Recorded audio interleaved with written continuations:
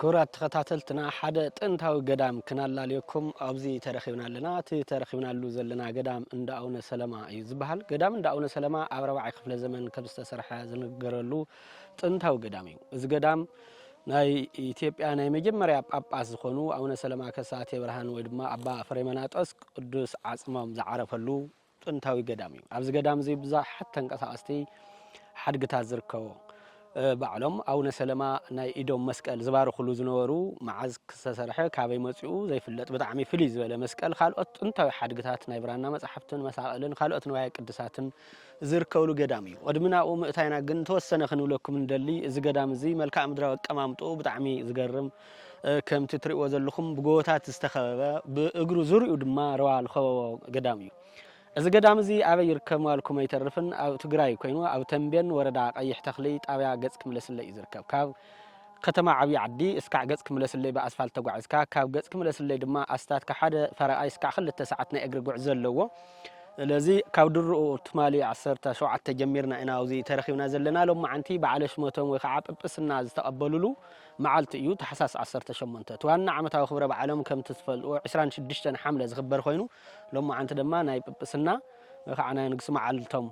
يو إننا نتخير زركب وانا نت أبز قدام زلو تاريخ تايس مسل تملكا مدروا كمامتو بأربعة أنفتاتون زلو نايتهم قدلات نوحات تسبق كمامت أنا يتمريتون زور لنا كناري أكمنا بوان ودما دحار مسا قلقلتي نايز قدام لك أونتي كم أون بصو أبونا أو ناتنا إلون أبز قدام زي تاريخ يوم اللو مساعدتهم ون سانحيت كلنا أيو مكتتالكم سام ودعتا مسانا يخون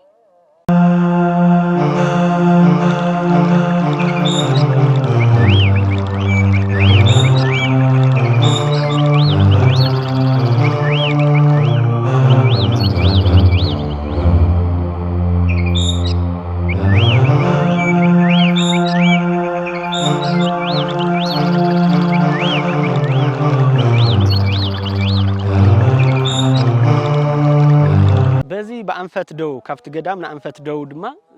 نافرق ساعتنا أجر جعزة تقعيسكا نا تولدي هاس أي يوحنس ناي ولا الدوم عنا جزا زركوا اللي يوزي معده أو ما محفاظ بحال مالتي أبزا نشتت رأينا للاجو بتعملنا وحيو وزيت بوتا قاريدنا زركمبر أفت أجرسو يتولدي هاس أي يوحنس ناي ولا الدوم عنا سكع هزون زركوا بزحلفة خلت شحيع عسر شو عتيون الله لناكم نيرنا أنا بدأسنا ميدياتكم رأيت خليكم أفت لص عنا فيديوهات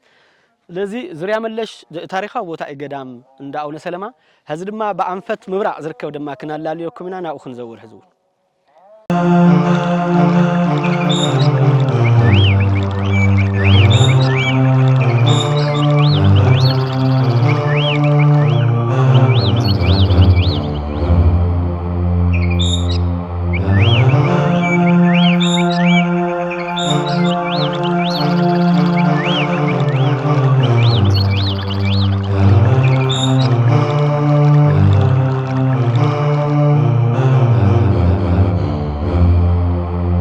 كمتنا رأخم زنحهم نوحات نايت جدل نايتم قدمتها تسبع بطعمي فليز ولا يزوري ملش خمويو هذا ما كافت قدام أو نسلمان أنفت مبرع يزي حزي نركول لنا كم تتري وزلهم تنا روا لمين نتقدام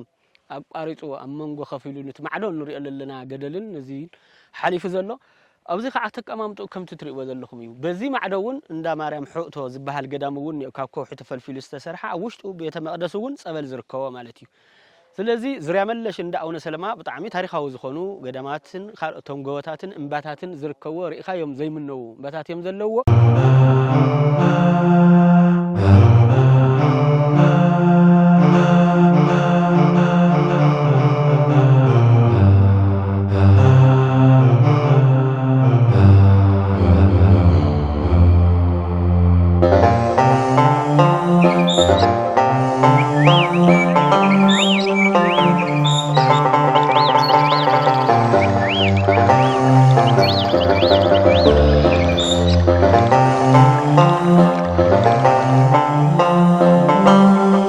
ሕዚ ድማ ክብራት ተኸታተልትና እናንሪአኩም ከምቲ ዝነገርናኩም እቲ ገደል ብጣዕሚ ነዊሕ ዝኾነ ብሰንሰል ዝውፃእ ብሰንሰል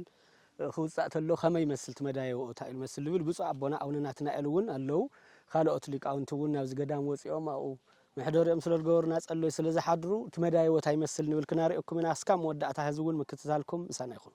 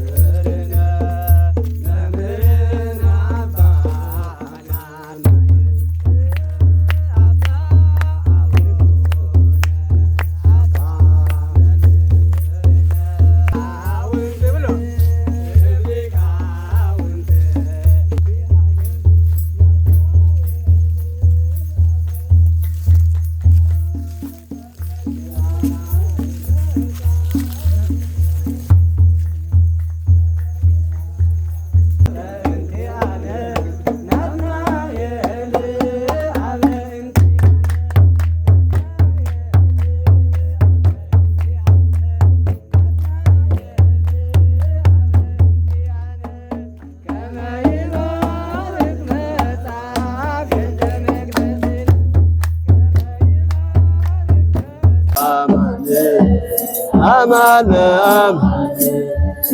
ከሳቴ ብርሃን አማን አማን ከሳቴ ብርሃን አይ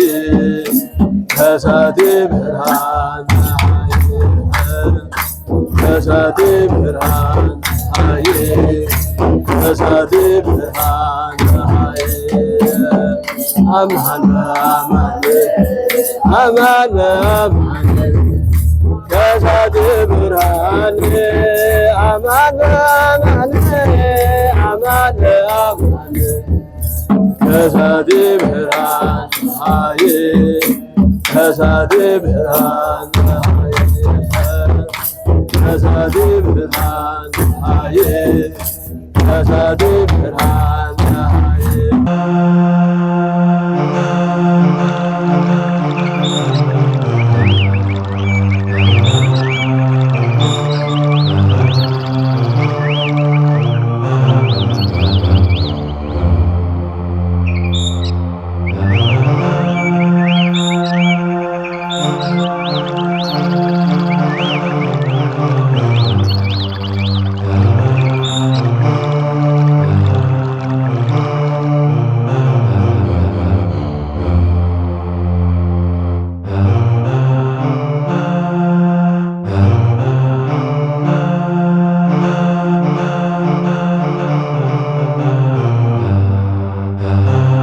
ወወልድ ወመንፈስ ቅዱስ አሃዱ አምላክ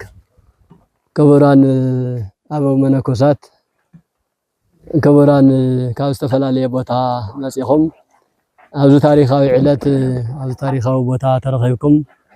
ብማህሌት ብቅዳሴ ብቅኔ ብዘሎ አገልግሎት ከተገልግሉ ዝሓደርኩም ዝወዓልኩም ዘለኹም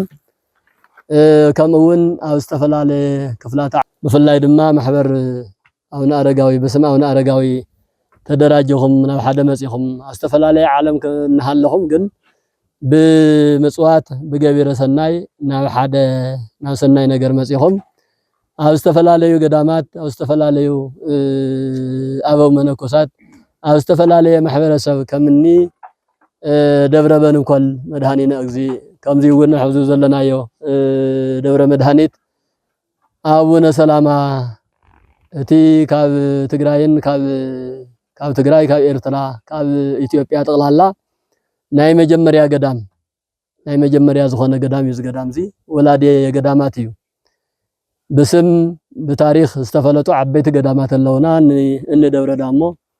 እኒ አቡነ ገሪማ ደብረ መደራ እኒ ደብረ በንኮል ከምኡ ነው ኢትዮጵያ እኒ ደብረ ሊባኖስ እኒ ዝቋላ እኒ ቁልቢ ገብርኤል ዝመሳሰሉ ዓበይቲ ገዳማት ከም ዘለው ይፍለጥ ብዕድመ ደረጃ ናይ መጀመርያ ነዞም ኩሎም ገዳማት ዝወለደ ናይ አቡነ ሰላማ ገዳም እዩ ምክንያቱ ዝገዳም እዚ ኣብ 4ይ ክፍለ ዘመን ዝተገደመ ታሪኻዊ ጥንታዊን ዕድመ ፀገብን ገዳም እዩ ይኸው ን1600 ዓመታት ዝኣክል ክብሩ ሓልዩ ገዳማት ኣቦታት ኣበው መነኮሳት ከይተፈለይዎ እናተቀደሰ እናተወደሰ መምህር ከይተፈለዮ ተምሃሮ ከይተፈለይዎ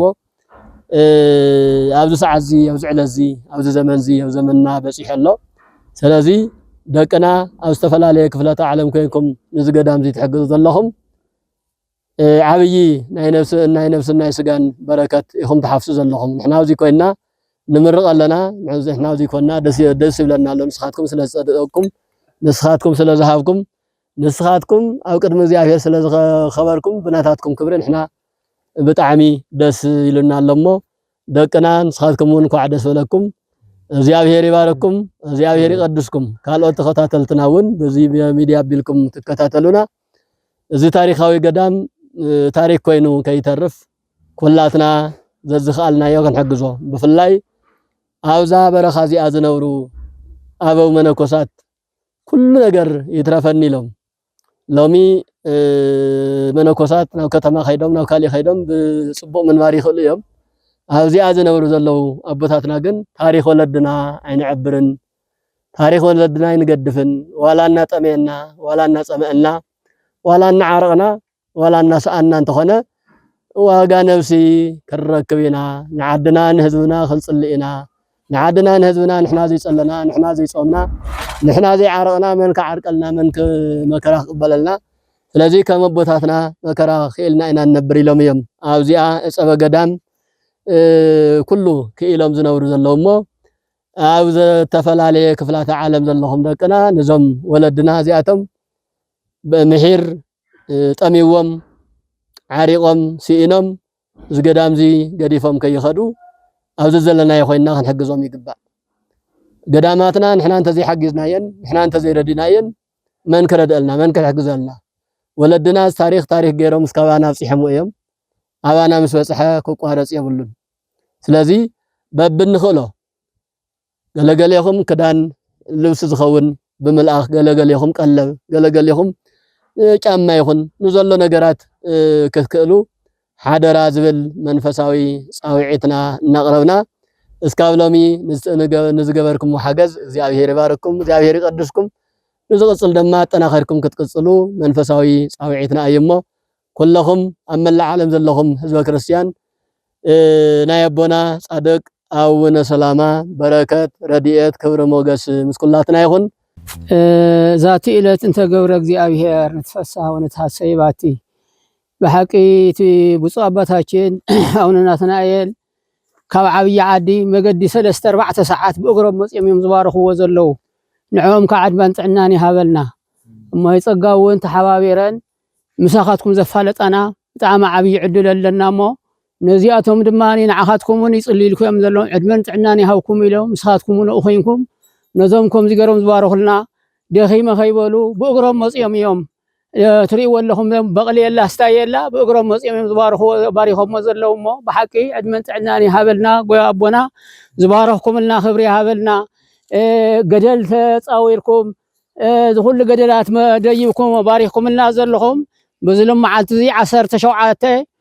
18 በዓሎም እንደገና በትድኻም ከይኣኸሎም ቀዲሾም ድማ ገባሬ ሰናያት ኮይኖም ኣቁሪቦምና ስጊዶምና መሪቆምና ኣለው ዕድመን ጥዕናን ይሃበልና ብፁዕ ኣቦና አንቶ ብውፃ አባታችን አቡነ ናትናኤል ተሐደሳት ቤተክርስቲያንና መሰረት እምኒ ኣኒርና ነርና ሕጂ ደማ ዘለና ኣፍቱ መቃብር ቦታ ኢና زيتري والله بدماي بمتحبار زكرياس عدي انجليز ركب مالتي مامور زكرياس እና አመላ ዓለም ዝርከቡ ማህበረ አቡነ አረጋዊ ዝተሰርሐ በመቃብር እና አቦናና አቡነ ሰላማ እዩ ማህበረ አቡነ አረጋዊ ልዕሊ 2 ሚሊዮን አውጽኹም ዝይትሪኡ ኣለኹም ህንጻ ሰሪሕኩም ኢኹም እግዚአብሔር ደማይ ኣብ ሰማያት ማትዩ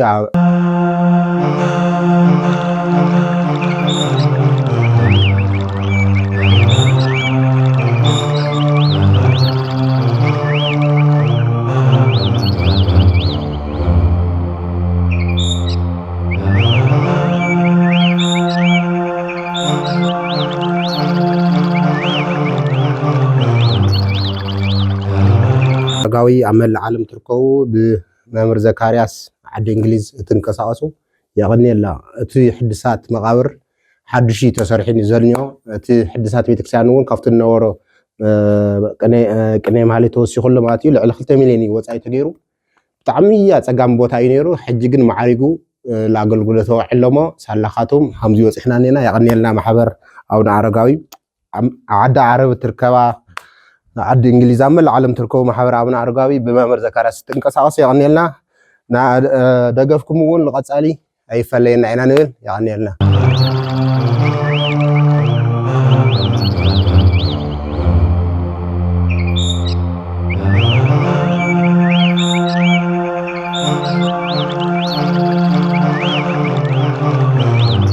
በስመ አብ እስከ ሁሉም ኢልኩም አውጡ በስመ አብ ወወልድ ወመንፈስ ቅዱስ አሐዱ አምላክ በቅድስት ሥላሴ በልሁለሁም በቅድስት ሥላሴ ዘአምን ወእትመሐፀን እክህደከ ሰይጣን በቅድመ ዛቲ እሜ ቅድስት ቤተ ክርስቲያን እንተ ይእቲ ስምኤ ማርያም ጽዮን ለዓለመ ዓለም። ክቡራን ሊቃውንተ ቤተ ክርስቲያን፣ አበው መነኮሳት፣ አቦታት፣ አዴታት፣ አሕዋታት ከምኡውን ህፃናት ካብ ርሑቕን ካብ ቀረባን ዝመጻኹም ደቂ እግዚአብሔር ኩልኻትኩም ብእግዚአብሔር ስም ድሓን ሓዲራትኩም ከመይ ሓዲራትኩም حضركم عندهم لحد حضراتكم لولا ባህሪ አምላኽና እግዚአብሔር ኣብዚ ታሪኻውን ጥንታውን ዓብይ ገዳም ወላዲ ገዳማት ዝኾነ ቅዱስ ገዳምና ተረኺብና ቃሉ ክንሰምዕ ክንቅደስ ክንባረኽ ክንመሃር ፈቂድ እዩ ኣሰባሰቢና ዘሎሞ ከምዚ ዝኣኸኸበና አምላኽና ዝተባረኸን ዝተቐደሰን ይኹን አምላኽና ዝተባረኸን ዝተቐደሰን ይኹነልና በሐቂ ዋላ እኳ ውሕዳት እንትኾንኩም ግን ደሞ ካብቶም ብዙሓት ተፀዊዖሙስ ውሕዳት ተመሪፆም ዝተረኸቡ ንስኻትኩም ምሩፃት ስለ ዝኾንኩም እንኳዕ ደስ በለኩም። ብዙሓት ኣብዚ ገዳም እዚ መፅኦም ክባረኹ ክመሃሩ ቃሉ ክሰምዑ ናይ እግዚአብሔር ውሉድ ክኾኑ ዝደልዩ ብዙሓት እዮም። ግን ስለ ዝደለኻ ጥራሕ ኣይርከብን። እግዚአብሔር እንተፈቂዱ ንስኻ እውን ብመንፈስ እንተተለዓዒልካ እዩ እምበር ስለ ዝደለየ ጥራሕ ክኸውን ኣይኽእልን። ኣብዚ ሰዓት እዚ ብዙሓት ወገናትና ገሊኦም ብጥምየት ብፅምኢ ይሞቱ ይሃልቁ ኣለዉ። ገሊኦም በዛብእ ይብልዑ ኣለዉ። ገሊኦም ብሕማም ብደዌ ዳኛ ብኣልጋ ቁራኛ ተታሒዞም ምንቅስቃስ ዘይኽእሉ ሕክምና ሲኢኖም ዝረድኦም ዝሕግዞም ሲኢኖም ሰብ ነይርዎም ከም ሰብ ዘይብሎም ኮይኖም ዝነብሩ ብዙሓት እዮም። ንስኻትኩም ግን ጥዕና ረኺብኩም ጉልበትኩም ጸኒዑ በርቲዕኹም ነዊሕ መንገዲ ተጓዒዝኩም ኣብዚ ተረኺብኩም ኢኹም ትመሃሩ ትሰምዑ ዘለኹም እሞ እዚ ዓብይ ደስታ ዓብይ ሓጎስ እዩ። እንኳዕ ደስ በለኩም።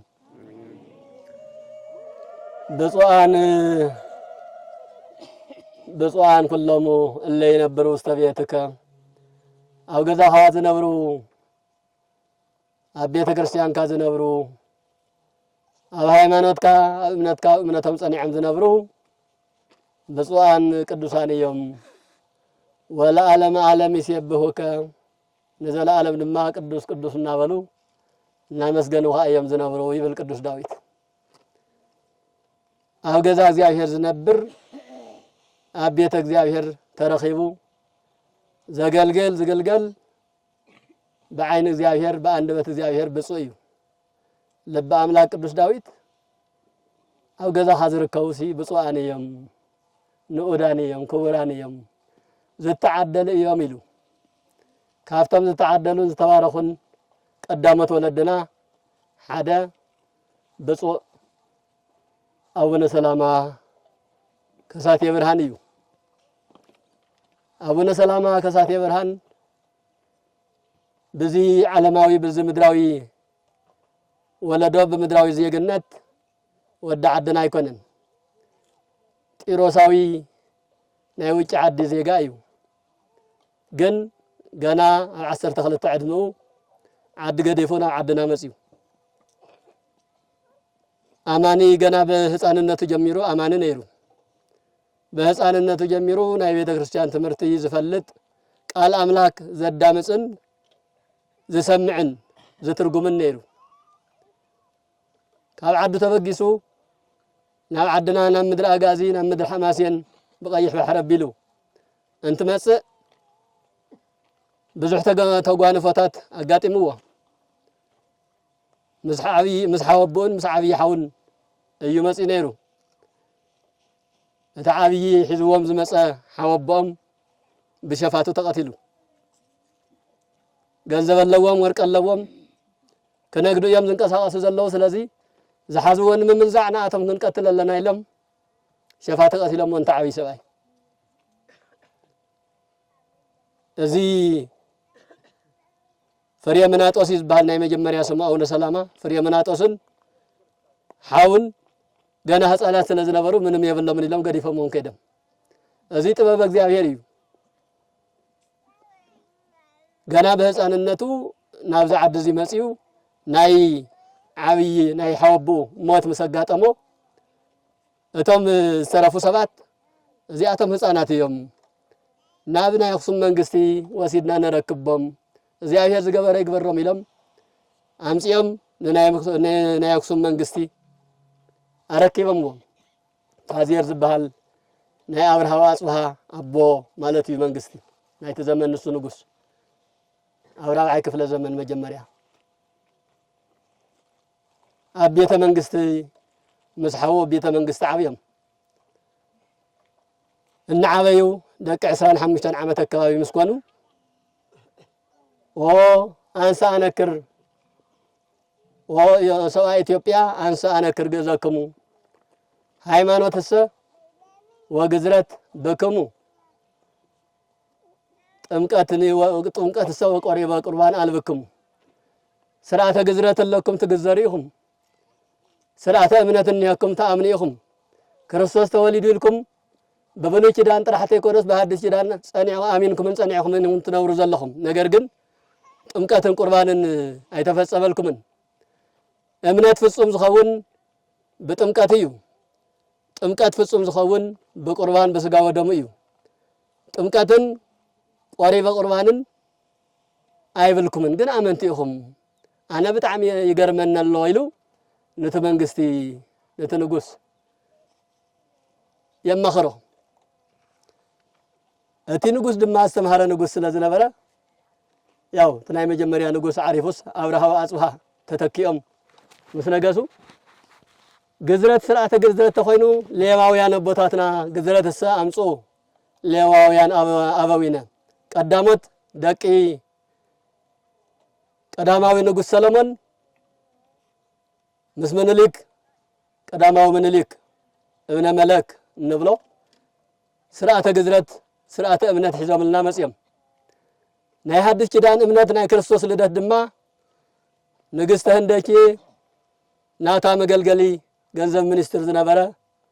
ባኮስ ወይም አቤላክ ዝበሃል ናብ ኢየሩሳሌም ከይዱ مستوم أمنت كريستوس تراخيبو كريستوس كم استولد كريستوس كم زتتأمغ كريستوس كم زتسقل كم زعرجة داقم كم زمسء هزنا هي عدش جدان أمنت تفصم أمنت حيزو مسيو نمعلوين تطميقو مسيو كم تما كم زلنا كنا أمن كم زلنا ون أمهرنا وباهتو كهنا تسا يتفنى ولنا حواريا بسرعات كين تطمق بسرعات قدس سقول كوردا من كين وسد جن حواريا كاهن نحدث جدان كاهن أي تلا أخلنا نيلو من يوم ذي الله ቅዱሳን ነገስታት አብርሃ ወአጽብሃ ንመን ንፍሬ መናጦስ ምክንያቱ ፍሬ መናጦስ ይጠይቁዎም ሳትኩም ሲ እምነት አለኩም ግዝረት ስርዓተ ግዝረት አለኩም አብሉይ ኪዳን ዝፍጸም ዝነበረ እምነት ኩሉ አባኻትኩም ይፍጸመሎ አብ ሐዲስ ኪዳን ከፍጸም ዝግባው ናይ እምነት ጉዳይ ውን ሙሉ እምነት አለኩም ነገር ግን ጥምቀትን ቁርባንን አይተፈጽሙን ስለዚህ እምነት መልኡ ፍጹም አይኮነን ኢሉ ይጠይቁ ነይሩ ግዝረትን እምነትን አቦታትና አምጽየውልና በታሪክ በመጽሐፍት አንዩና በታሪክ ሰምዕና አሚና ከይን ጥማቅ ስሩዕ ስርዓተ ጥምቀት ከይን ወስድ ግን ካህን አይተውሃበናን ጳጳስ አይተላኸልናን ሐዋርያ አይተላኸልናን ስጋ ወደሙ ቀዲሱ ዘቅርብ ስጋ ወደሙ ፈቲቱ እንኩ ተቀበሉ ናይ ዘላለም ህይወት ይሉ ዝህብ ካህን አይተላኸልናን እዚያ ደሞ በዓልትና ክንገብራ ይንኽእለን ኢሎም አብርሃ ወአጽብሃ ጥምቀት ቁርባን በዘይ ካህን ይፍጸምን 10 ተበቃኻ 10 ተአመንካ 10 ተተረዳካ ስልጣነ ክህነት ዘለው አካል ተዚሃልዩ ክትጥመቕ አይትኽእልን ጥምቀት ብክህነት እዩ ናይ ክርስቶስ ስጋ እንደምንውን በተመሳሳሊ ካህን ተዚሃልዩ በበዓልኻ በብቅዓት በምንም ተአምር ክትረክብ አይትኽእልን ንዘን ቁልፍ ነገራት ቁልፍ ዝኾነ አካል የድል ነይሩ እሱውን እንታዩ እቲ ስልጣነ ክህነት ንሱ ደመና ዓድና ይተላኸልና ነይሩ ግን ወለድና ካብ ወለደም ጀሚሮም አመንት ነይሮም መምለኽቲ እግዚአብሔር ነይሮም ኣብ ቤተ እግዚአብሔር ይርከቡ ነይሮም ቃለ መጻሕፍቲ ይሰምዑ ነይሮም ካብ አምልኮ ካብ ሕግ ወጻኢ ከይዶም አይፈልጥን ነይሮም ነዚ ነገር እዚ ፍጹም ንክኸውን ካህን የድልዮም ጳጳስ የድልዮም ስለዝነበረ ካህን ከርከብ ተኮይኑ ጳጳስ ክህል ኣለዎ ክህነት ስእልካ ይመጽን ክህነት ዝህብ ሊቀ ጳጳስ እዩ ስለዚህ ንፍሬምናጦስ ከምዚ አያታ ጉዳይ መበጃኻ ዝገበር ገበር ኢለሞ እምባር ናብ መንበረ ማርቆስ ናብ እስክንድርያ ናብ ግብጽ ኸይድ ስንቂ ዳለወለይ ምሳይ ዝኸዱ አካላት ውን ይዘጋጀው ኢሉ ናብ ግብጽ ተላኢኹ ኸይዱ እንታይ ከምጽእ ጳጳስ ይወሃበና ክብል መቸም ሎሚ በመንገዱ ጳጳሳት ስለንረክብ ቀሊል ነገር እዩ ዝመስለኩም ዝኸውን ክንደይ ዋጋ ክንደይ ደም ተኸፊልዎ እዩ እዚ ጉዳይ እዚ መጽዩ ፍሬምናጦስ ናብ ግብጽ ናብ እስክንድርያ ናብ መንበረ ማርቆስ ከይዱ ነቶም አው ዘለው አቡነ አው ዝነበሩ ቅዱስ አትናቴዎስ ተባሃለ ሊቀ ጳጳስ ፓትርያርክ ዘእንበለ ሐዋርያ በዘይ መምህር በዘይ ሐዋርያ ዘአመነት ዓባይ ዓደላ ምድረ አጋዝ ትባሃል በዘይ መምህር በዘይ ሰባኺ በዘይ ሊቀ ጳጳስ በዘይ ሐዋርያ ካብ ጥንተ ተፈጥሮ ጀሚራ አማኒ ዝኾነት ዓደላ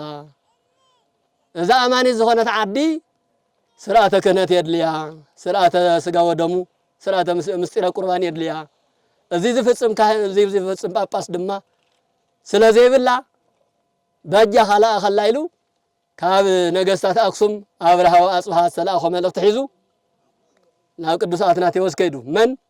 ቅዱስ ፍሬምናጦስ እቲ ቅዱስ አትናቴዎስ ድማ እንድሕር ከም ዝበለት ቅድስቲ ዓዲ ሃልያማ بتخكل لي كباباس يدليا زبارخا زقدسا زمهرا زاتمقا مستيرا قربان زفصم الله يدليا ايو ግን ካኻ ዓብ ሰብ የለን ንስኻና ይተዓድ ምስጢር ትፈልጥኻ ንስኻና ይተዓድ ቋንቋ ልሳን ግእዚ በደንብ ተምሃርካ ኢኻ ስለዚህ ንስኻ ድማ ንጹህ ድንግል ኢኻ በቅድስና በድንግልና ጸኒዕኻ ጽናሕኻ ኢኻ ሞ ንስኻ ተሸይምካ ጳጳስ ኮይንካ ክትከይደለካ ኢሎም ቅዱስ አትናቴዎስ ካብ እስክንድርያ ካብ ግብጽ ማለት እዩ በዛለማዓንቲ ዕለት ታሕሳስ 18 ፍሬምናጦስ እናተባለ ጸንሐ ቅዱስ አቦና አባ ሰላማ ከሳቴ ብርሃን አባ ሰላማ ሰላማ ቢሂል ሰላም ማእከል እግዚአብሔር ወሰብ ኣብ ቅድመ ኣብ እግዚአብሔርን ኣብ ሰብን ማእከል ኮይንካ ሰላም ትሰብኽ ሰላም ተምህር ሰላማውያን ሰባት ናብ ሰላማዊ እግዚአብሔር ተቅርብ አቦ ኢኻሞ ስምካ ሰላማ ይኹን ኢሉ ብፁዕ አቡነ ሰላማ ኢሉ ሸይሙ በዛለማዓንቲ ዕለት አቦና አቡነ ሰላማ ኣብ 330 ዓመተ ምህረት ማለት እዩ 328 ዝብሉውን ኣለዉ 330 ዓመተ ምህረት ኣብ ግብጺ እስክንድርያ ኣብ ትበሃል ቤተ ክርስቲያን መንበረ ፓትርያርክ ተሸይሙ ናብ ዓድና ናብ ምድሪ ኣጋዚ ናብ ምድሪ አክሱም ኣመጽዩ ስለዚህ ለማዓንቲ ነኽብሮ እንታይ ዝኾነሉ መዓልቲ እዩ አዎ በዓለ ሲመቱ ናይ አቡነ ሰላማ በዓለ ሲመቱ ናይ አቡነ ሰላማ በዓል ጥራሕ ኣይኮነን ዝበዓልዚ ናይ ምድራ ናይ አጋዝያን ናይ ተጋሩ ናይ መላ ኢትዮጵያ ዓብይ በዓል እዩ ጵጵስና ዝበሃል ናይ ክህነት ፍልፍል ዝኾነ ዝተረከብናሉ ዕለት እዩ ናይ ሎሚ 1700 ዓመታት ንድሓር ተመሊስና ስለዚህ እዚ ታሪክ እዚ ዝተፈጸመሉ እዩ ስርዓተ ጥምቀት ናይ ጥምቀት ምልክትን ትምህርትን ኣብ ዓድና ነይሩ እዩ ገና ኣብ 34 ዓመተ ምህረት በህጽዋለ ህንደቸ ንግስተ ኢትዮጵያ ንግስተ አክሱም ብ34 ዓመተ ምህረት ዘአተወ ስርዓተ ጥምቀት ማለት ናይ ጥምቀት ትምህርቲ ናይ ምሳሌያዊ ጥምቀት ዝኾነውን ናብ ሩዋና ወረድውን በክርስቶስ አሚንና ኢና መኑ ጥመቀለና እናበሉ በዓልቶም ይጥመቁ ነይሮም ግን ፍጹም አይነበረን ፍጹም ዝኾነ አቡነ ሰላማ መጽዩ መጀመሪያ እቶም ቅዱሳን ነገስታት አብርሃን አጽባሃን አጥቢቁ አሚሩ ቅዱስ ስግኡን ክቡር ደሙን ፈቲቱ አቁሪቡ ፍጹማን ናይ እግዚአብሔር ሰባት ምስ ገበሮም ካብ አብርሃ ወአጽባሃ ዘለው ኩሎም ህዝቢ ጥቅላላ ሓደ በሓደ ቀስ በቀስ ተጠሚቆም ዝኣመነሉ ስጋ ወደሙ ዝተቀበልሉ ዕለት እዩ ዝዕለት እዚ ስለዚህ አቡነ ሰላማ ኣብ ቤተ እግዚአብሔር ኣብ መንበረ ጽላት ኣብ አክሱም ኣብ አመንቲ ነገስታት አብርሃን አጽባሃን ኣብ ቤተ እግዚአብሔር ስለዝዓበየ ካብ ቤተ እግዚአብሔር ናብ ቤተ እግዚአብሔር ናብ ግብጽ ተጓዒዙ ትዝዓበየ ናይ መንፈሳዊ ስልጣን ናይ መንፈሳዊ አገልግሎት ስልጣን ሒዙ መጽዩ ኩላቶም ህዝብ ኩሎም አጋዝያን መጀመሪያ አክሱማውያን ኤርትራውያን ተጋሩ እናቀጸለውን መላ ኢትዮጵያ ናብ እግዚአብሔር ከቀርቡ ገበሮም ኩላቶም በእግዚአብሔር ዘአመኑ ናብ እግዚአብሔር ዝመጹ ብፁዓን ክቡራን ንኡዳን እዮም ምክንያቱ ዘይሕፍር አምላክ እዮም ሒዞም ኩላትና ኣብ ቤተ እግዚአብሔር ስለዘለና ምስ እግዚአብሔር ስለዘለና ንሕጎስን ደስ ይብለናን እምበር ደኺሙና ኢልና ይንሓዝንን ከፊኡና ኢልና ኣብ ሓመድ ተቐሚጥና ናይ እግሪ ጉዕዞ ረኺቡና ኢልና ንሓዝን ኣይኮናን ንምንታይ ዋጋ ኣብ ንረኽበሉ ባይታ ኢና ዘለና ምስ እግዚአብሔር ኢና ዘለና ምስ ቅዱሳን ኢና ዘለና ስለዚህ ብፁዕ አቡነ ሰላማ በዛለማዓንቲ ዕለት በዓለ ሲመቶም እዩ ንኣና ንተጋሩ ንምድሪ አጋዚ ድማ ስርዓተ ጥምቀትን ስርዓተ ምስጢረ ቁርባንን ዝተቀበልናሉ ዓብይ በዓልና እዩ ገዳምና ደሞ ካብዚ ካብ ምድረ ኢትዮጵያ ካብ መላ ምድረ ኢትዮጵያ ተናይ መጀመሪያ ገዳም ሕዚ ዘለናሉ ገዳም እዩ ቅድሚ ደብረ ዳሞ ቅድሚ ቤተ መደራ እናው ነገሪማ ቅድሚ ደብረ በንኮል ቅድሚ ደብረ ሊባኖስ ዝቋላ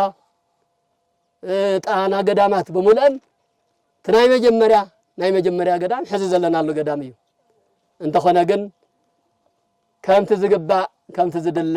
ብደንቢ ኣይተጠቀምናሉን ገዳምና ብደንቢ የኽበርናዮን ብደንቢ ዘድልዮ ነገር ኣይተማለአሉን ብዙሕ ጎደላታት ኣለዎ ውሽጣት ይኻንተይ ቀረ ወረረኻ يحزك بدن بصريت واستمال يكونن أو زنور بوتاتنا منكوسات بزقبانا نبرو يكونن يطميم الله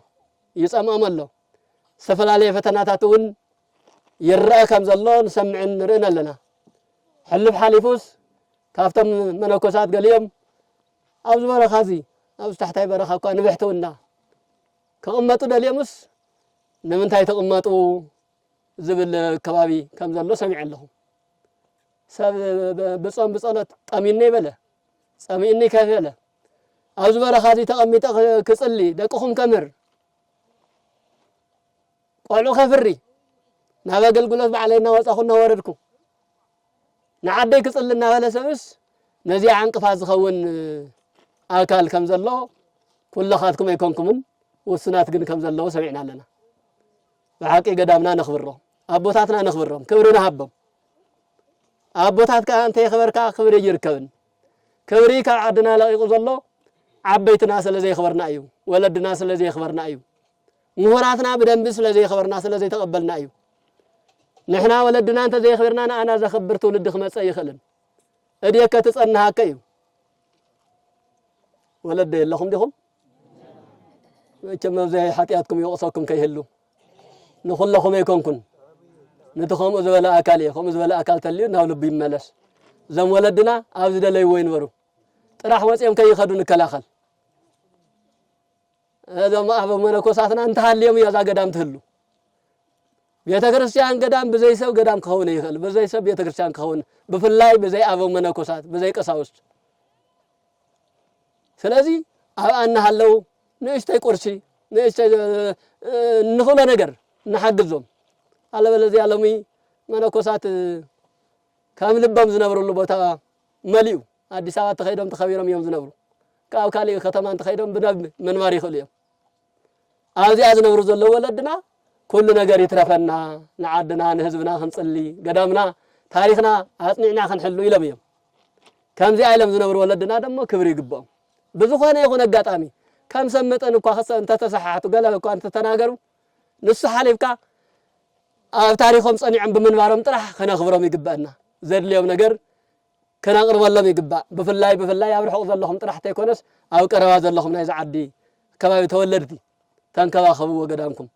كبركم يو بركتكم يو نسخاتكم تزي حالكم مو نسخاتكم تزي خيركم مو ما انكم أسألكم استوصلوا من فران استوصلوا بتاسل زلوا كوين أنا مس زلنا نمبر تعاطي يا سوي اللي نحرتوا هلنا كون حنا ونكون والمسين خل سام مساحنا هلوا واقو قليل يزمح لك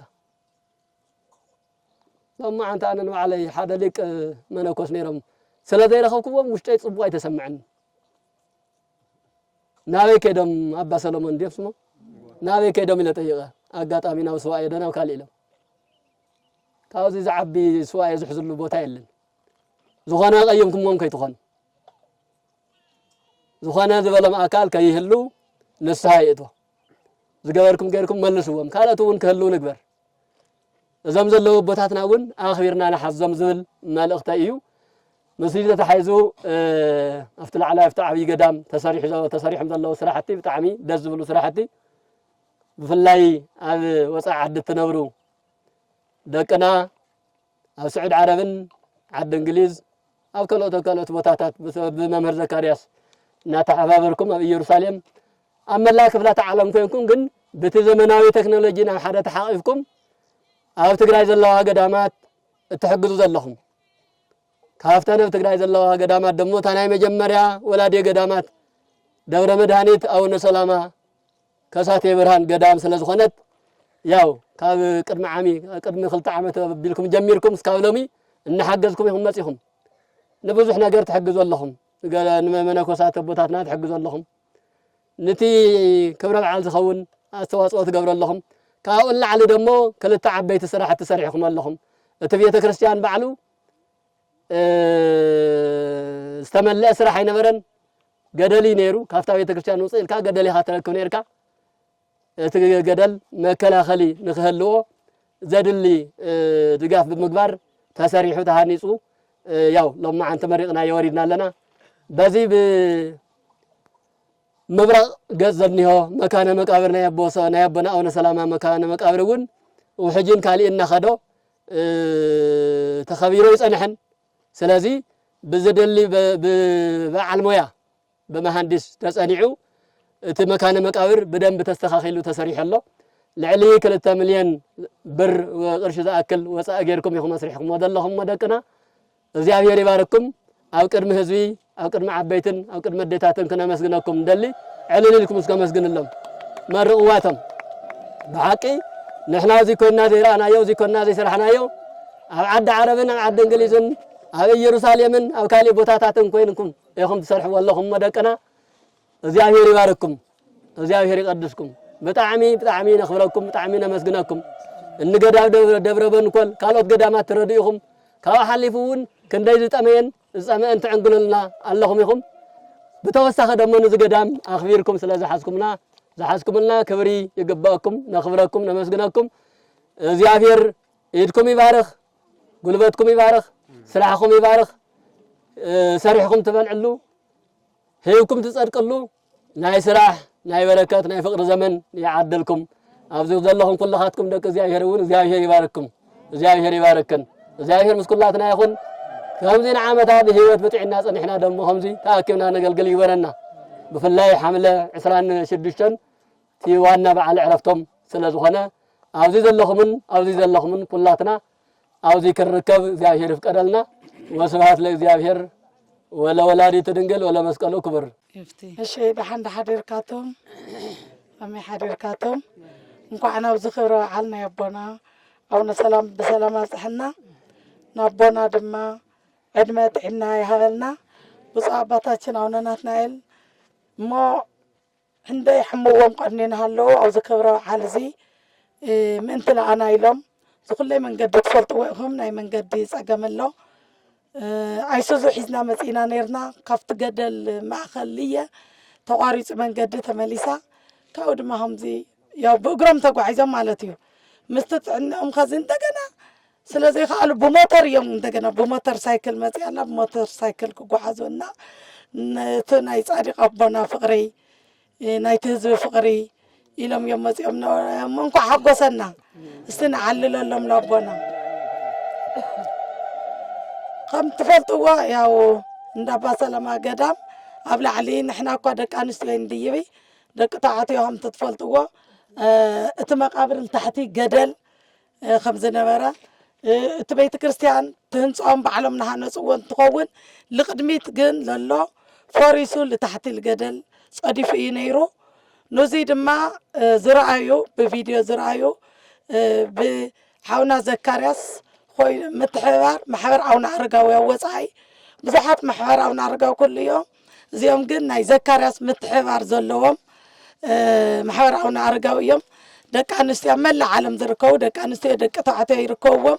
زياتهم زي مصرايو زقابير فقيد اللهم ناي أبونا صادق أبونا أو نسلما كساتبران مقاورهم زلو القراية سرحتي اتو فريسو للقدميت كني مهاليت للدما بعلنا كنا صرحوا إنا يلوم خلتش هي 15 متقرشة خابي يوم جميرمو ناوزي نموقعاز تندينو تتقعاز خلتا جمال يوم لدحريتي لقدميتي مستنوحاتو حزم وزمو صنيرم كعبي عدت العيلوز كعلى علي لديب زلو ناي ترانسبورت أجم كاوزي كتاديو حنتو بلاكيت سكعميت إزراي تبصح نيرا لعلي المدياب مالتيو بتشعر جزء إنه بطعمي ببصح شجريو تنبرت ديو مستجدل مخانو كأونا رجاوي دمو زي حيلة مدياو زيو الناس زم دك نازي رخيوم تليخونس بركة المركب ناي عدلوا وميو بزحات عبوطات بزحات عبيت حالفهم يوم استسرحة نجر بعدهم يتفتي مني أنا زومت أنا زياتهم دك أنستي يكون دك توعتيو لعلي خلت مليون واتساب بمقباريو زي سرح زي سرح منيو تري ولهم تنديننا سمين تاي كمريت وحيت ونيو مخنيات قدر المستمخانو بو يتوسع التصاريحنيو تقدمي تري ولا لهم نايت بيت كريستيان كاب تحتي لعلي 3 متر للعلي وزي كابوشت مريت تفحيرو أفت مقابر تري ولا لهم دما كورات خمو لافت قدل سب كي تصدف تواهيلو بتنديني بسمينتي ببزح دخان ببزح وجه استسرحنيو نزوم حواتنا عوض أيام ذلو ياو بس عباتنا هنا ناتنايل مسيوم نهالو عمي تحساس مالتيو زغري سرحت نيرو شعو عطم دكاي مسرحكم زي قرايكم زي ودو وايلم قال ملأختي يوم محلفهم لهم صوتهم دما بس عباتنا بزولو ومسرات اتزلو زازيمة موديهم حملة كنا مرقايلنا نيرنا أفتش ساعات مستمايز نبرنا تناي شلمات ورقات للدحر تريفوت من برد ون دحر مستدنقينا بو مخنياتي تقاريسو ليتمرقاريو خزقن بس عبونا نزوم دكاي كمرقايا لهم يا علي بزح مريقهم يوم بزح ملك تحاليف ايو خازي بس عبط أبسترخولو قلتلهم معنتي تمرقنيو للا سوا بزوم محور عون عرقاو دما سوانا انجرا تزقاجي لكم اللهم مرقي بلي عخاتم خيديخم እና ላው بس عباتاችን كحلفو ايه تشلمات بعلم كونا ايوم كافت دق مصيا كافت محور وكيلا مس بحال غزا لمصات النهايه نايت محور توكيلا ناوز مدرق تشلمات تقبلنا يا حفتنا بشم محور عنا رقا محور نايل زكاريا سلام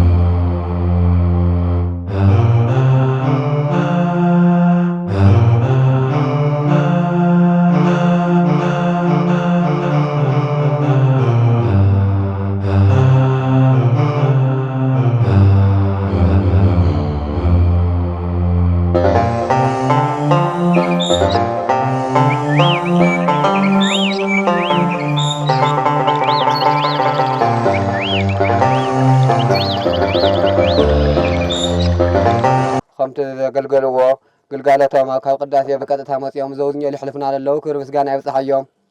كم كابوتاتنا بمهي صقا تسواتيكم زلهم محورات دمو لاوزي ليكم زوجني مقابر وين قعنا بيت كريستيان صقم نور لوقدكم ايش كعمت الرشان هاي قدام صقم نوقدكم ناي خاتم صقمنا توقد نور لكم እግዚአብሔር ذا قدستي زغنت حفتنا دمو مصي اوزي ያው ተጸውዓ እቲ ተቀበለለላ ልዕሊ 2 ሚሊዮን ብር ብምሕጋዝ ናይ ጻድቁ መቃብር ቦታ ስራሕን ናይቲ ገዳም ህድሳትን ብምስራሕ ካብ አቡነ ሰላማ ከሳቴ ብርሃን ፍሬምናጦስ ገዳም ኣብ ዝተፈላለየ ዓለም ዝነብሩ ብምትሕባር ዘካርያስ ዝተንቀሳቀሱ ማሕበር አቡነ አረጋዊ ዝተዋሃበ ሽልማት ያው አምላኽና እግዚአብሔር አውዝ ምድሪ ከም ተሸለምኩም لولدكمم لرجعكمم لخدكمم نتعارخ نتشلم ينور እግዚአብሔር ይባርካልኩም ከም ምድርሽ ከዓሰማይ ደሞ ሓደጋ ይخلكلكم አባና አቡነ ሰላማ ካፈጣሪ ለሚኑ ጸገመ ከይኾነ ለሐፍትና ወለተ ማርያም ደሞ ያው በማርያም ሽም ያዘላ ዘሐፍትና መጽያ ደሞ ከምቲ ማህበረነ ባርክ እግዚኦ እቀይ በሰላም ይለም ይናገሩ 310 ሰሞነት ርሳና ሃይማኖት ስለዚህ ዘም ማህበርና ዲዮም ይባርኩም የተቀበላት ከላ በረከት ደማ ሁላተ ወጥሑ ያው በየአድባራቱ በየገዳማቱ እናገልገሉ እግዚአብሔር ደሞ እናገልገሉም እና ሀወም ይነር ያውካኩም ያው ማህበር አቡነ አረጋዊ ለዝገወርኩም መሳሐብ ገዳም አቡነ ሰለማ በብፁዕ አቡነ ናትናኤል ዝስልማት እዚ ተበርኪቱኩም ደሞ ታይተሰምዑ መጀመሪያ ለብዙ ማዓልቲ ለብዙ ሰዓት ይለጽሕና እግዚአብሔር ይመስገን ጻል ተሰማعني በጣም ደስ ይለኝ እግዚአብሔር ይመስገን አብዚ ክትጅመር ተሎ ማይ ጸጋይነ ጀሚራና አብዚ ከጽሒ ይወልናየ ግን ፈቃድ እግዚአብሔር ኮይኑ እግዚአብሔር ይመስገን አብዚ በጽሑ ማህበርና ማህበር አቡነ አረጋዊ ብዙሕ ስራሕቲ ላ ስራሕ ጸኒሑ ካብዞም ስራሕቲ ደሞ እዚኦም እዚ ዳ አቡነ ሰላማ ካሳቴ ብርሃን እዩ ማህበርና ልንቀሳቀሱ ብምትሕባር ዘካርያስ አብርሃ እዩ እና እግዚአብሔር ይመስገን አብዚ በጽሑ ማህበርና ደሞ በጣም ይውሕዳት ኢና ከምቱ ልሰርሐሲ አይኾኒ በቁጥርስ በጣም ንሽተኒና አይስራ ምናምን ኳስ አይንኾኒ بتخكله وانتن لولو لقلقلو أنا እግዚአብሔር ይመስገን በጣም ደስ ይለኝ ማህበርና እንኳን ደስ ያለኩም እንኳን ለብዙ መዓልት ለብዙ ሰዓት ዚ أبصحكم زم حواتي እግዚአብሔር ይመስገን ሁሉ በፈቃድ እግዚአብሔር ሆይ ነው ጽብቅ እዚ ማሕበር ከም ትዘልከ ኣባላት ወዲ ግን ሰርሕ ዘሎ ስራሕ ብጣዕሚ ብዙሕ እዩ ዓብይ እዩ ታውዚ እኳ ልዕሊ 2 ሚልዮን ኣልፅኹም ሰራሕኩም እዩ መድረክና ቀረበ ዝነበረ ሞፀጋውን ዝገለጾ ስለዚ ስራሕ እዚ ቀሊል ይኾነ ናብ ብፁዕ ኣቦና ኣቡነ ሰላማ መቃብሮም ሓደጋ ዝነበረት ቤተክርስትያን እውን ሓደጋ ነይሩ ሙሉእ ፅገና ጌርኩም እሞ ምስገና ክብሪ ይግብአኩም ናይ ኣቡነ ሰላማ በረከት ረድኤት ይፍለርኩም ንሕና እንደሊ ምናልባት ምስቲ መንገዲ ተታሒዙ ህዚ ኣብ ከቢድ ፀገም ዘለዎ ገዳም እዩ ከባቢ 2 ሰዓት በእግር ተጓዒዝካ ይመጽእ ናብዚ ልመጽእ ወጣት ጥራሕ ወይ ድማ ዓቕም ዘለዎ እዩ ስለዚ ብዙሓት ኣዴታት ኣቦታት ክስዕሙና ደለዩ እናተመነዩ ሰዓንቲ መንገዲ ምህላይ ለይመፁ ብዙሓት እዮም እዚ ማሕበር እዚ ምናልባት ካልኦት ወገናት እውን ኣተሓቢሩ ካልኦት ከምኡ ዝበሉ ማሕበራት ኣተሓቢሩ እዚ መንገዲ እዚኣ ምስራሕ ዓብዪ ኣስተዋፅኦ ክገብርና ንሓስብ እግረ መንገዲ ኸ ብዛዕባ እዚ ትብሉ እየ ትደልዩ ንካልኦት ማሕበራት እናትኩም ኣባላት በዓልካ ተረኺቡ ክታውጉዕ እዮም ይኸውን እዩ ግን እግረ መንገዲ ኸ ንካልኦት ነዚ ሚድያ ዝከታተሉ እውን መልእኽቲ ክበፅሖም ክትብሉ እየ ትደልዩ መልእኽቲ መንገዲ ብጣዕሚ ኣቸጋሪ እዩ ከም ዝለሓሰኹ ወለ ይኾነ ከቢድ ንእሽተይ ምስ ወጣትነት እምበ ከቢድ እዩ እና ልምልከቱ ኣካል ቆላሕ ኢሉ መንገዲ ተሰርሐሉ ካብዚ ላዕሊ ሰብ ክሪኦ ነይሩ ብዙሕ ለረአ ነይሩ ብዙሕ በረኸት ለኒዮ ረኺብና ለና ላረኸብና ለመፂና እግዚአብሔር ይመስገን ድሕሪ ሕዝለን ረኽበሊና ንብል እና ለለው ማሕበራት ይኹን መንግስቲ ቆላሕቲ ትብለ ጽቡቕ ነይሩ ብጣዕሚ ደስ ይብለና ጽቡቕ እወ ማሕበርኩም እውን ትኩረት ይሰርሕ ይልና ንሓስብ ኣቦና ኣቡነ ሰላማ ፈቃዶም ይኹን ኣሜን ካልኦት ወገናት እውን ናትኩም ኣሰር ተኸቲሎም ክሰርሑ ኢና ንምናይ ዝገበርኩም መስገና ክረት ኣሜን ንስኻትኩም ለላው ዝበረኻት እዚ ለካፈልኹና እሙና በተለይ እሙሃይ ፀጋ ላው ዝበረኻት እዚ ወላ ውሕዳት ለሃለና ደካማታት ለሃለና ቆልሕ ሒለን ላው ዝበረኻት እዚ ክንካፈል ገበራና ይኽብር እግዚአብሔር ይኽብረልና ኩልኹም ኣብዚ ተሳተፍኩም ላው ሰዓት እዚ በፂሑ ክውዳእ ልገበርኩም ኩልኹም እግዚአብሔር ይኽብረልና ዝምሕዋተይ ስሞይ ኣባ ወለ ገብርኤል ይበሃል ሓላፍነተይ ኣፈ መምህርየ ጽቡቕ ናይ መወዳእታ ሕቶይ ምናልባት ተሕልፍዎ ትደልዩ መልእኽቲ ኸዚ ዞም ማሕበር ኣቡነ ኣረጋዊ እቲ ቤተክርስትያን እውን ትማይ ዛእቲ ዝነበረና ደገ ብደንቢ ከም ፀገንዋ ውግዖም ናትና መቃብሮም እውን ኣማዕራርዮም እዮም ካብዚ ካብ መንገዲ ዝረሓቐ ኣብ በረኻ ዝነብር ናይ እግሪ ጉዕዞ ነዊሕ ዘለዎ እዩ ገዳም እዩ እሞ ምናልባት ኣብዚ ትነብሩ ኣቦታት ብኸመይ ትነባበሩ እቲ ገዳም እንታይ ከይጎድል ምናልባት ቶም ንዋየ ቅድሳት ኣቀማምጦም እንታይ ይመስል መቐመጥ እኒአዎም ክትሕልፍዎ ትደልዩ መልእኽቲ ተልዩ ምናልባት ነዚ ሚድያ ዝከታተሉ ወገናትና እዚ ተዝሕግዙና እዚ ተዝገብሩ ትብልዎ ትደልዩ ነገር ተልዩ ብትክክለኛ እዩ መጽሓፍትና ክሻዕ ከዘብ ፀገም እዩ ነይሩ መጽሓፍትና ስቁኢሎ ኣብ ምርፋቅ አንጽፍና ኢና ደብሪና የነርና በማሕበር ኣቡነ ኣረጋዊ ግን እሶም እውን ሰዲዶምልና እዮም ኸዚ ሓሙሽተ ኣርማድዮ ሰዲዶምልና ኣብ ክብሩ ጽቡቕ ዝኾነ መንጸፊ ተቐሚጡለለ ኸዚ ብስሩ ምንም ጎደለ የብሉ ሙሉእ ማሕበር ኣቡነ ኣረጋዊ ቤተክርስትያንና ሰሪሖምልና መቃብርና አስተማሲሎምልና ብስሩ ለመጸጋና ለመጸናጋሻሲ ከመይል ወል እዮም እዚኦም ኣብዚ ሎም ግዜ እዚ ተዓደል ወዚኣቶም ኢሉ ብዞም ማሕበር እዚኦም ለይድነቕ ህዝቢ የለይ መላ ኢትዮጵያ ኣምሓራ ይኹን ጎንደር ጎጃም ይኹን ትግራይ ይኹን እናመጸግን ከመይል ወል ተዓደል ምሳት እዚኦም ኣብዚ ኸዚ ግዜ ከምዚ ወል ታሪክ ሊሰርሑ ኢሉ መጽሓፍትላዊን ኸዚ ላው ጽቡቕ ተቐይርልና ኢሉሎ ድሕናዊን ምግብና ይኹን እዚ ማሕበር እዚ ትልወለኹም ዘማ ቅርሲ ቤተክርስትያን ትልዋለኹም ወይ لبزح كذي إنا دليلنا يا دليلهم لنا له بزح كذي تصرح له بتندينا جيرنا وعيتنا السنادينا بسمين تجيرنا بيدو بجمال هم ولا لهم لعلنا خلته يقرقوا إذا بقرنيا بجمالي تندينه بدقوي توعيزو حزبوين لو ذني هندي يقول بتخفيل له لحنت تنديله 3-4 سنين صاروا الحمد لله تصرح لنا بيت كريستيان الرئيكم للبيت كريستيان سال مل ولا ليولو تعال راحت خاطي ودا بالحلفه ما راحت سولار صقم نيلو نيرمو اسو مصيدو خما يخونه مبرهات وين موصينا ايو مبرهات تليخ لنا موصيلنا لله خزي بكرفين كله بسرو ودا ليولو كله مولينا يلله صبق زمان قد سكيتاي تحلفو منالوات عبيتاي موصي حزي من قد نحنا بطعم شجرنا مصينا بالصحاي بتحصانيو እና ሁለተ ሰዓት ለአክልهم ተዝገለጹ ወይና ተጓዒዝና ምናልባት እዚ ዓበይት ኸአት ተኮይኖም እስኪ ብዛዕባ ተመንገዲ ትልዋ መልእኽቲ ብዛዕባ መንገዲ ብዙሕ ግዜ ተጻዒርና ላኔርና ብዙሕ ግዜ ለሚና ናብ ጳጳሳት ይኹኑ ላብ ነገስታት ድማ ናይ እዚ ቦታ እዚ ክንድዚ ቦታ እዚ ዓብይ ገዳም ንዝኩሉ ቦታ ዕብየት እንሃሎ ለምንታይ ጽርጋ ላይ የምጥመተና ልብል ኔርና ኣብ ለም ዘመን ግዜ እኮ ይጽረገ ይልብል ድማ ናይ ናብ ክልቲአን ወረዳ ላ ሃገረ ሰላም ኢላ ወረዳ ቀላተን ቢያኒ عملكتنا نيرنا خنصرح لكم يناني بالتسفيهمنا نيرهم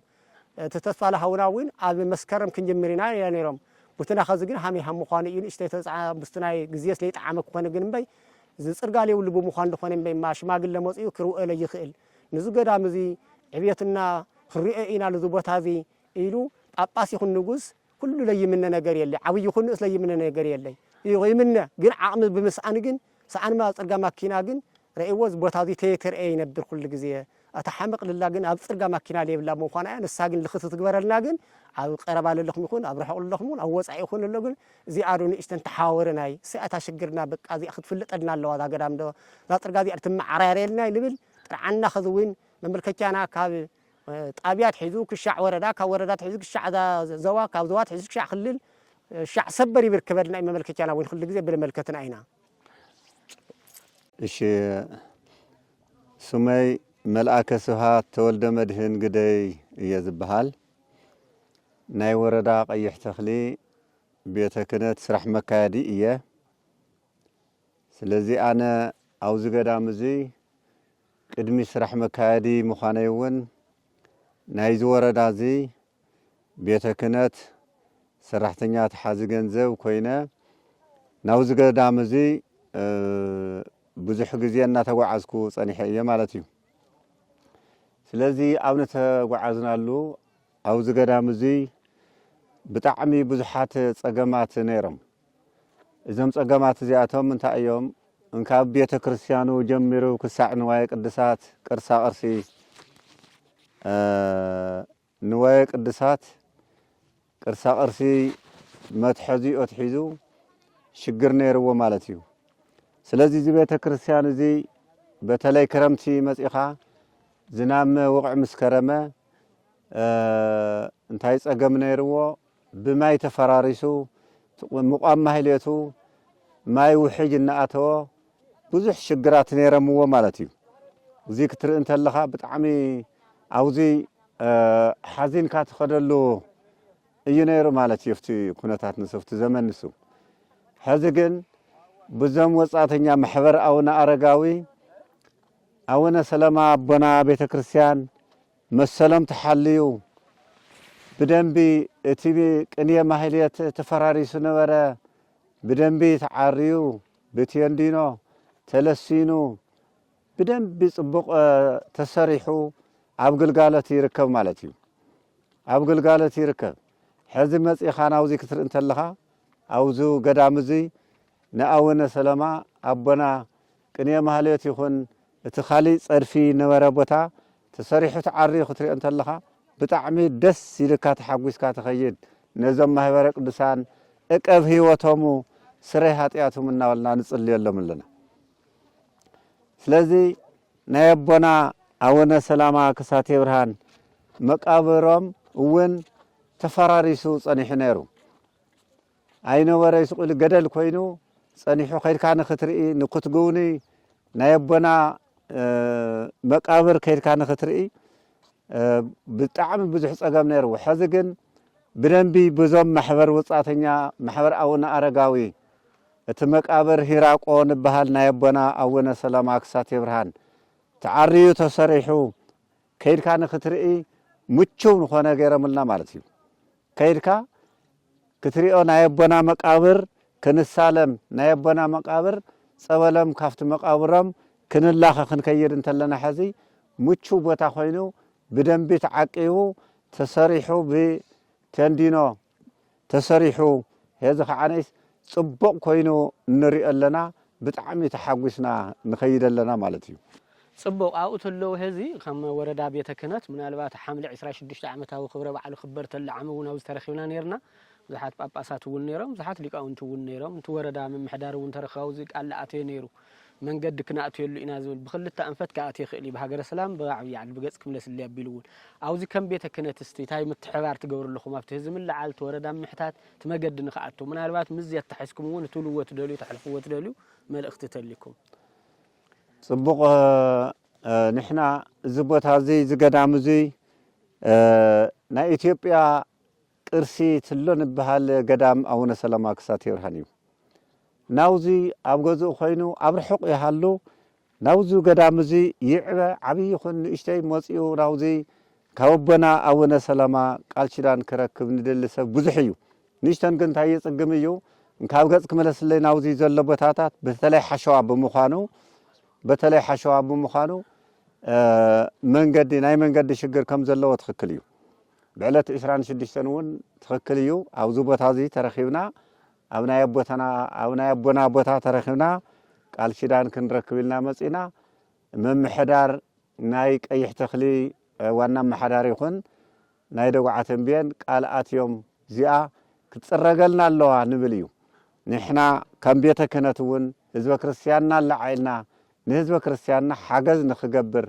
كله هزب كريستياننا دما أو رحق يحلو أو قربا موسيو نابناي قدس أبونا أونا سلاما كساتي برهان موسيو قال شدان نخصاتف نحنا ون هزب كريستيان اللعائلنا نهزب كريستياننا اميننا زي صرغيازي تصريغو اسفالت خوينه تصريغو كله هزب كريستياننا يعبينا اسوزي موسيو كسعم تسفا نقبر صبق كرت يالنا لوزو صبق وقعي لوزو بنجر زي لابس حوس اللاس ياقا استعلم فري كساتي برهان كبر مسكنا يتوب مخنياتو كل قال يا قلت هنا لفرس بوتا لفرس مقابر لفرس مبانيرا وبيت كريستيان بدم بغيروم لولي بهالبولومي هندي مليون ليوص تندينتات غزيوم داونا سلامه كساتي برهان ناونا سلامه كساتي برهان مقاور يكون مسججو تاوت يكون لعريو داونا محبر اونا ارغاوي زوم محبر اونا ارغاوي او وصاي دافتي طراي توتومي طراي تحستومي صبق مهانينا نفلط او للو خوينم مالتي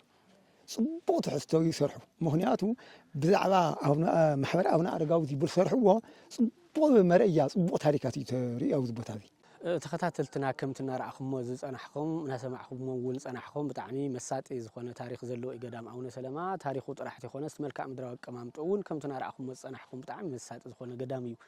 بجوتات استخبابة بتعمي زجرم جو زركو هنس بيت كريستيان وخعفل في الخوح بيت كريستيانيو وزي بتعمي أنت وزخونه بزحت أبوتات ون زنور له قدامي أوزي كمتنا سمعكم وزنحكم محبر أو نأرجاوي وزعد يستفلا لي هاجرات زنورو محبر توديهم نايم مقابر أو نسلما أو حد جاز نور بيت كريستيان ونصاريحهم تمقاورون سجينهم توم حرقتات مأمت ونصاريحهم لو يوم زركوا خبر مسجنا يجبهم رديئة بركة أو نسلما أي فليهم نازي أو أسرون تختلنا حزون أفت قدام زنورو عبوتات بمجوي بالباسات خنحجز بأور دما بتعمين هاي من قدس أجمل لوز قدام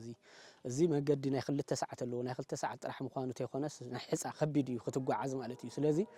سأنا من قدي بزحات أبوتات عديتات أو زي مسيام كتقولي بركة كافلو نادلو ناتمنيو قند ما سأنا عقمي أو مسيام بركة كافلو خالي سلازي من قد زي تتساري حقن